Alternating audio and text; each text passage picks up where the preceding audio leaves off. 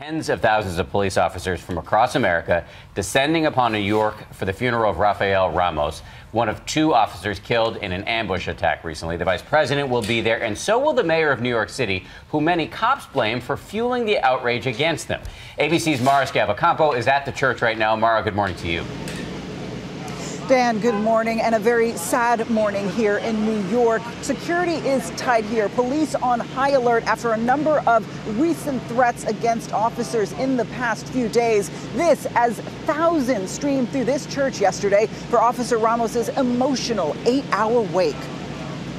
Overnight, crowds of uniformed police officers and friends gathering outside as the NYPD flag was draped over fallen Officer Ramos's casket as it was carried into Christ Tabernacle Church, where they gathered to remember him. A guy who dedicated his life to helping others. Less than a mile from that church, New York police made another arrest of a man allegedly threatening to kill cops. Elvin Piamps arrested Wednesday night after a former officer told investigators he was overheard saying Ismail Brinsley, quote, should have killed 2 white cops when he ambushed and killed Ramos and his partner Wenjin Liu 1 week ago. The officers were shot in their patrol car by Brinsley, who linked his plans for the attack to the killings of unarmed black men by white police officers in New York City and Ferguson, Missouri. During a search of Piamps' home, officers found an arsenal, including shotguns, brass knuckles, and body armor.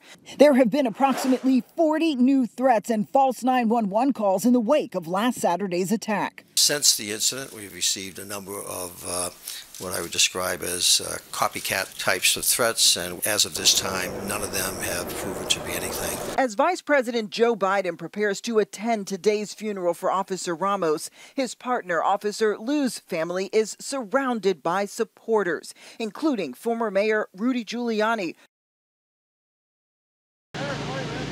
Ramos was studying to be a pastor. He leaves behind a wife and 2 children. Plans for Officer Liu's funeral have not yet been released. Paula? All right, still a very moving show of support for those fallen officers and their families. Mara, thank you.